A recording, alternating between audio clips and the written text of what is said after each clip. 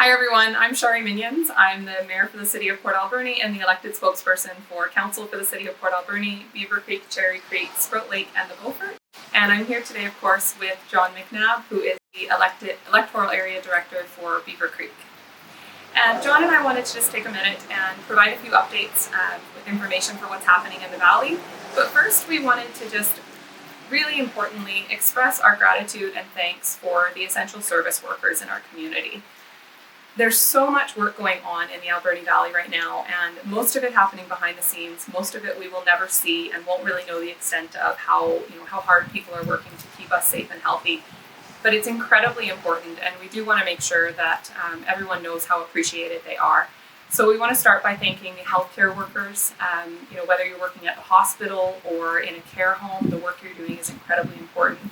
We want to thank the ambulance attendants, our police officers, our firefighters who just today had to respond to a house fire where a family was displaced. And it's really easy to get caught up in all the work going into COVID-19 right now and forget that there are other emergencies going on at the same time.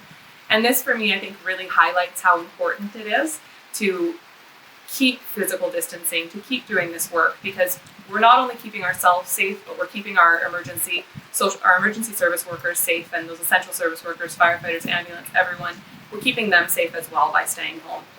And lastly, I want to just thank the City of Port Alberni and ACRD staff who worked incredibly hard today to help arrange accommodations and support services for the family that was displaced from that fire. The work that you're doing is incredibly important, and we thank you for that.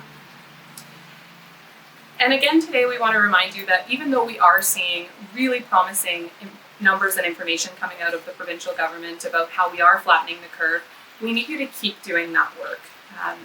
The numbers we're seeing are showing that what we're doing is working. And we need you to keep staying home. We need you to keep, improving your habits as you have. We've seen some really great examples of people implementing going to the grocery store once a week, having one person go instead of multiple, and whenever they need to. People are planning ahead, and people are going out of their way to physical distance, stay home, and keep everyone safe. We all have a role to play in the work that's going on around COVID-19, and it may feel like you're just staying home, but what you're actually doing is keeping yourself safe, keeping your loved ones safe, and keeping our emergency service workers safe. So thank you very much for all that you are doing, and please keep doing it. And now I just want to introduce John McNabb to give an update on the provincial burn restrictions. Hello everyone. One thing I'd like to clarify is the burning regulations in the Alberni Valley, and in fact the province of British Columbia.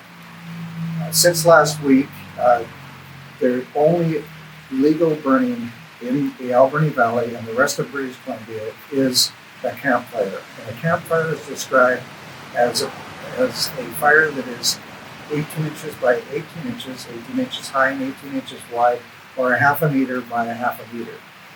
Any other burning is illegal. The reason that this ban is in place is twofold.